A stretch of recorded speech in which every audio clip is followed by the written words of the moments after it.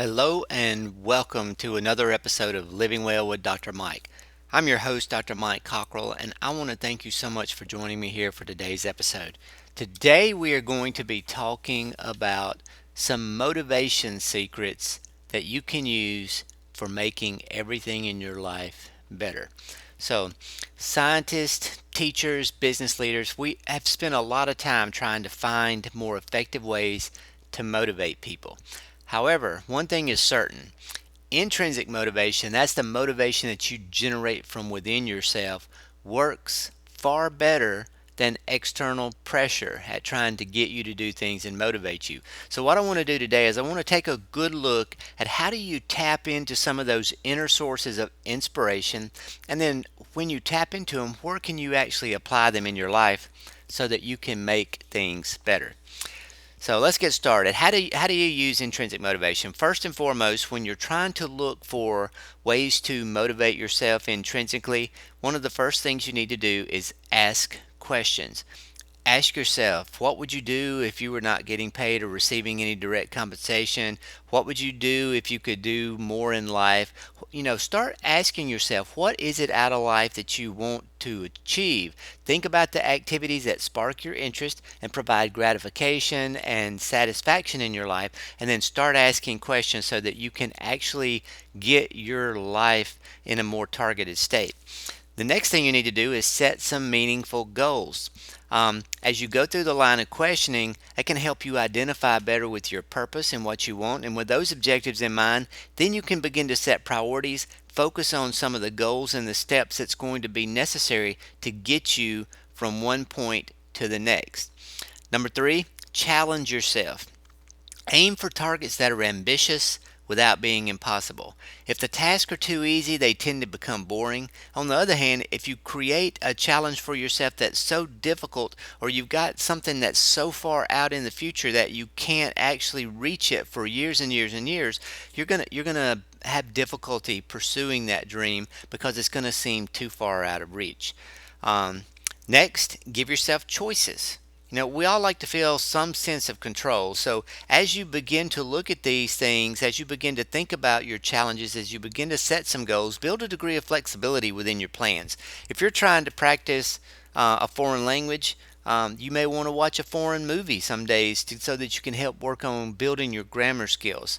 But give yourself some options so that you're not just at a task day in and day in and day out, without giving yourself some variety. Next, search for relevance. Even the most tedious tasks become more meaningful if you can actually relate them to your values and to your goals. Um, Next, stimulate your curiosity. Fire yourself up by taking a fresh look at your surroundings. Spend some time outdoors appreciating nature. Spend some time playing with your children and pets. Ask the librarian to suggest a good book about a topic you've been curious about. But stimulate your curiosity, because when you are so set in achieving a goal that you get yourself in a rut of mundane daily activities, getting up, going to the office, working 10 or 12 hours, and you never stop to smell the roses, you're going to burn yourself out, and that's not beneficial for anybody. Number seven, accept impurities.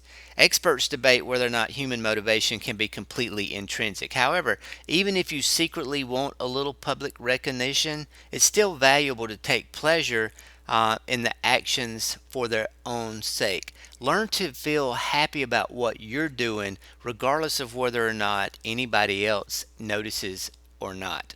Number eight, limit material rewards. Studies show that external payoffs can make things less appealing, even if we liked doing them in the first place. So delight yourself in supporting a fundraiser for your local animal shelter, regardless of whether you win the raffle prize. It doesn't matter if you win the prize. The joy should come from the doing, not from what you receive after you've done it.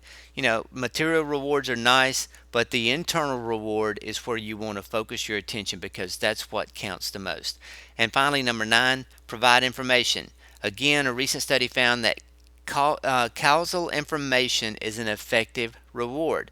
Boost your motivation by digging up more information about a project. When you start digging and learning and pulling things out that you never thought about, that practical data has a big impact on helping keep you motivated. It puts you into a learning state that really helps you focus and dig deeper, and it helps keep you going through the things. So now that we talked about some ways to use intrinsic motivation, how do you apply that intrinsic motivation and where do you apply it in your life? One, you can focus on learning. Many teachers and parents struggle to get kids interested in learning as opposed to just getting good grades. As an adult, you can attend museum lectures, read novels, conduct your own science experiments without ever worrying about having to do some kind of written exam or some kind of punishment if you fail at it. As you begin to open your mind to new learning opportunities, learning a new skill, learning something about an online business, learning something about a new trade, those things really begin to give you a sense of self and a sense of passion that you can actually use to drive yourself forward. Number two, forget about payday. Make a list of the benefits that your job provides you that go beyond your salary, your benefits, and your medical insurance. Post it somewhere where you can see it and remind yourself of why you chose your line of work.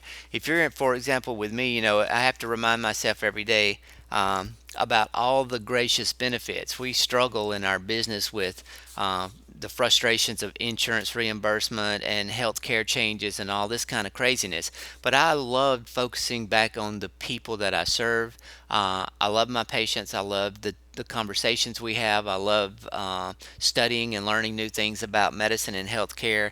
I've created some hobbies of mine. I've created some online businesses. I've got some other interests. So you got to begin to not worry so much about just the paycheck and am I doing this to make a living, but look for the things that you really enjoy in your profession, because those are the things that are going to motivate you for the long term. Number three, get a hobby. Put that leisure time of yours to good use.